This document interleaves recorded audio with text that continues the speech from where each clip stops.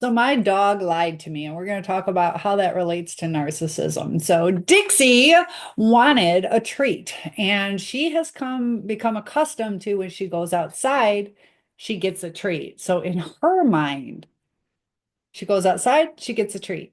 And lately, she's been just trying to go outside throughout the whole day when she does not have to go to the bathroom. So she's doing it to get a treat.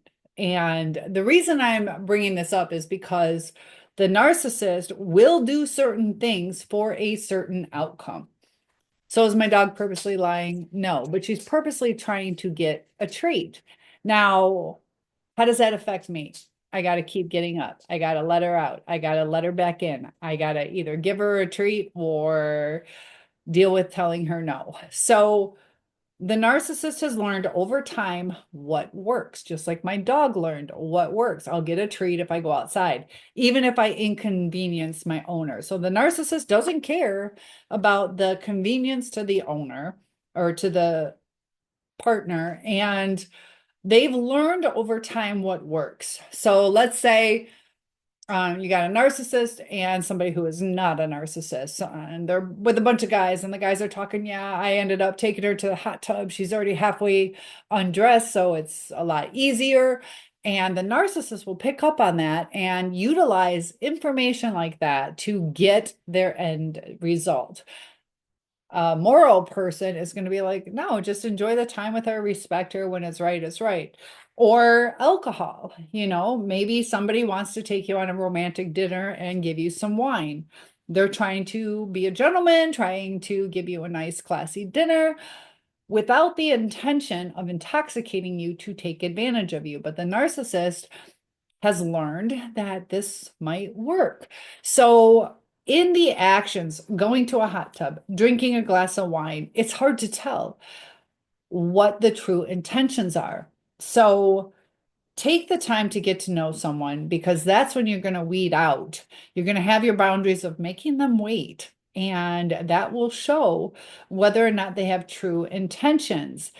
You will see a person's true intentions when you tell them no, that you're not always at their beck and call or willing to do things that you're not ready for or that you don't even want. So over time, the narcissist learns what works, learns what is desired. That's why a lot of times when they go on to the new supply, they give them exactly what you had asked for. When you're a stepping stone, when you were in the relationship with them, they didn't want to put forth the effort. Now they're on to somebody new. They realize you got to be in the love bombing stage again to suck them in. There's also that intermittent reinforcement that will happen over time, whether it's a dismissive avoidant or a narcissist. And it causes an addiction. And they say the withdrawal is like similar to a cocaine withdrawal, that it is that painful, that difficult to break free from this person because of the intermittent reinforcement. The narcissist, sometimes they do, you can see the dog treats on the back. But the intermittent reinforcement is what causes this whole relationship to turn toxic because it's going to cause you to try harder. It's going to try having you getting back to that love bombing stage because in your mind, it's like, this is possible. Like, why wouldn't we want to be in this state of kind of like euphoria and bliss and just being happy? But real life sets in, and there are times that you have to handle the difficult situations. The narcissist does not like difficult situations because it takes away from their desire to do whatever it is that they want to do. Everything is about them. And if you guys can comment, have they ever said it's all about me or my way or the highway type things that they really don't want to compromise? Some of them, they can be like defiant, where if you tell them what to do, they will purposely not do it.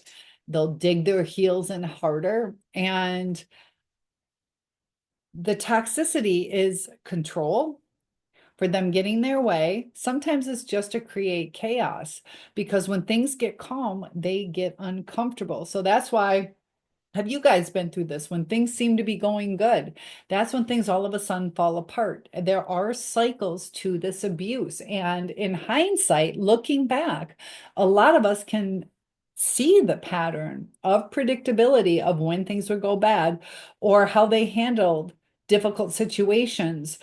Did they handle difficult situations with themselves if it was a medical type thing? But when it came to you or came to the kids or came to a family member, did they act different? Did they lose their compassion? Were they irritated by having to take care of you or to help out more? I just found it interesting how my dog will do things to get what she wants. She doesn't have to go to the bathroom, but she is trying to manipulate me into giving her a treat.